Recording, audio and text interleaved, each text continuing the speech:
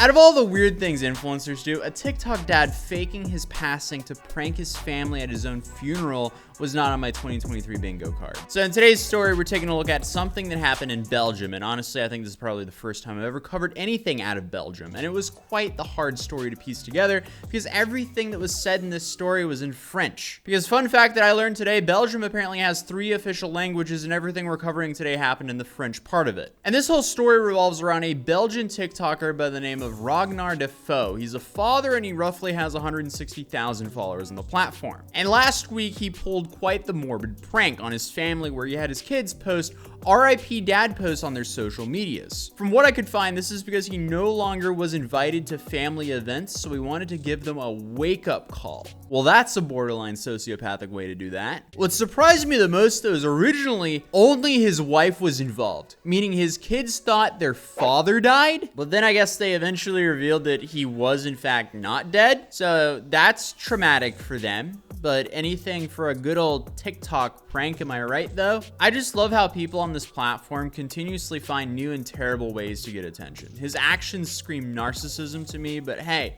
I'm no psychologist. But eventually he got his kids on board, they wrote their posts, they announced the funeral started, there was a casket and everything, so this man really blew a bag on this prank.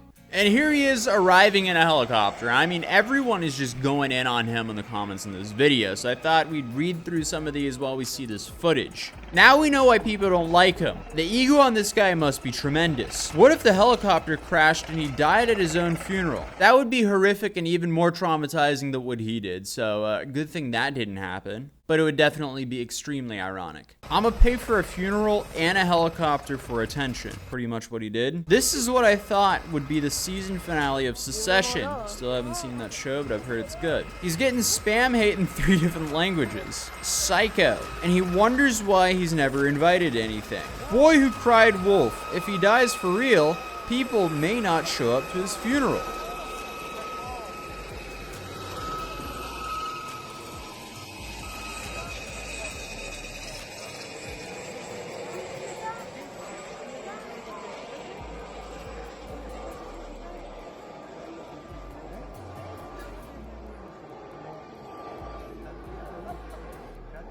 But most of the comments of that video were French. I don't understand French, so we're just gonna pretend they don't exist. But then there was another video posted of him being hugged by a family member who was clearly distraught.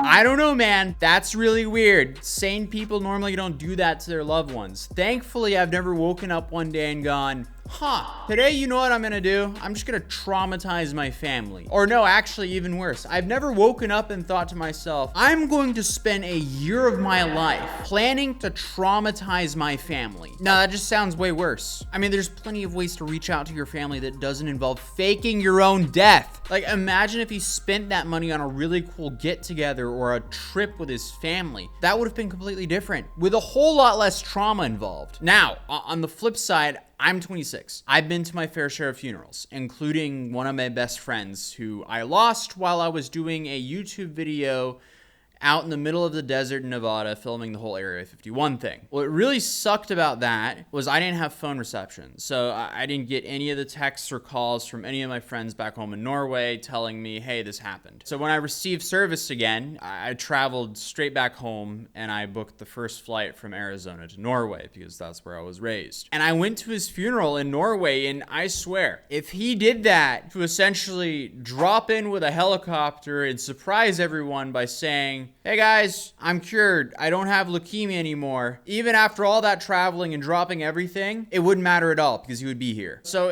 in a way, I can see how his close family, or this TikTok dad's close family, probably doesn't care because at least he's there. Now, is it a messed up thing to do? Definitely. But I'm sure his closest circle of family was just relieved to find him alive. But then you have this other aspect that I didn't actually think of until right now, is now this guy's also using his family's emotion and essentially traumatizing his family also as a publicity stunt to get more attention from the internet and the world from all the news coverage on it. So that would make things very different again if you're essentially being traumatized for some dude in your family's publicity stunt. I could see that making things pretty sour. But some French media interviewed him where he roughly said, this is through Google Translate, hence why I'm saying that, but he said, "I want to give a life lesson. You have to love people when they're alive. Only a tenth of my family was present at my funeral." That might be because they announced his death and then the funeral was like the next day, it seemed like. We didn't make it easy on them either. Now they contact me again, telling me that we understand the meaning of your video now. I don't want to let go of you anymore. We didn't know you were so hurt inside. But then he continues to explain that his relatives did not even believe in his death. His children would have been made aware of his death on June 8th, the day the announcement of his death. So at least they found out the same day. Still, what he did to his kids is unacceptable. It's always baffling sometimes to see how far some of these social media influencers will stoop for some basic level attention. But a psychologist who specializes in emotions and social ties was also interviewed by the same media company, where he said that this approaches the stigma of a terrible quest for recognition. For him, simulating a death is not trivial. And in quote, he says that we fantasize from it time to time because we are unhappy, it's normal, but taking action is something else. He explains that this could reflect a significant psychological suffering, narcissism, or even a feeling of rejection that he wanted to make others pay. And this TikTok dad made a bunch of TikToks in a reply to this. And the comment that he's responding to in this TikTok says roughly, because it's also Google translated, "My brother didn't take a helicopter the day of his funeral. You disgust me." Parce que tu crois que ma maman, mes oncles, mes tantes, ils avaient un hélicoptère? Eh ben moi oui. Et maintenant je vais te demander une question. S'il aurait été dans l'hélicoptère, tu n'aurais pas été contente? Je pense que si.